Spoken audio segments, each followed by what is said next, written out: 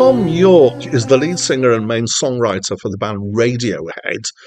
He's English. He grew up in Oxfordshire.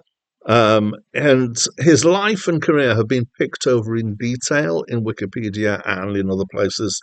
It seems like he didn't handle fame well and became a poster child for angsty falsetto singing. If you want more, then obviously feel free to go to Wikipedia. There's a huge page on him there. He has released three solo studio albums, which are The Eraser in 2006, Tomorrow's Modern Boxes in 2014, and ANIMA in 2019. Hi, my name's Dan, and this is a review of ANIMA by Thom Yorke, which was his third solo album. It's my first time listening to it. And I'm going to describe this as being electronic, which is quite a broad description, really. Acclaimed Music, which is where I've got the list from that I'm reviewing my way through of the 3,000 greatest albums of all time, if you want to know. Have designated this as ambient pop, glitch pop, which you saw in the introduction. And I guess some of that, I think the word pop isn't a great word here, so my nose is itchy. I'm going to actually call this enhanced electronica. I've just made that up, but yeah, I like making stuff up. So particularly, I mean, it's got a lot of electronica stuff going on, but it is also enhanced with some real instruments and a choir and an orchestra at times. So quite a bit of this is electronic sounds, but we've got some other sounds, as that indicates, coming in as well. There's some of these tracks are kind of beaty and complex rhythms. Some of them are more ethereal and open. There's a lot of production effects. Yes, it is glitchy at times.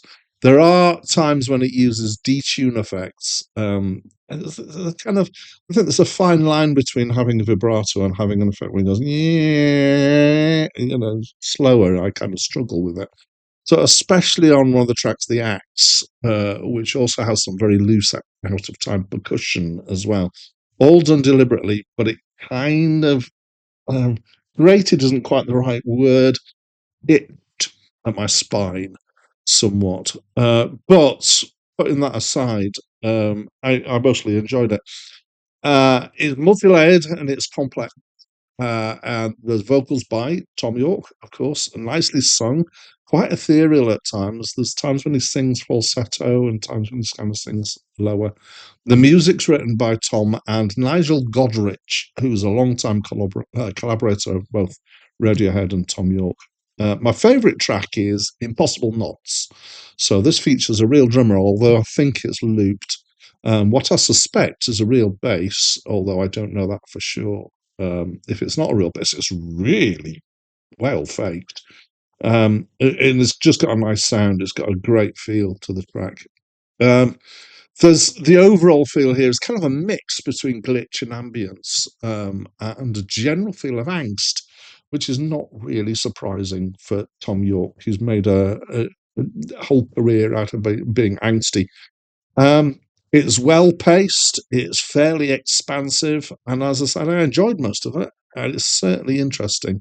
I would say it's on the experimental side in electronica, but not as far out as something like FX Twin, somewhere in that direction, though.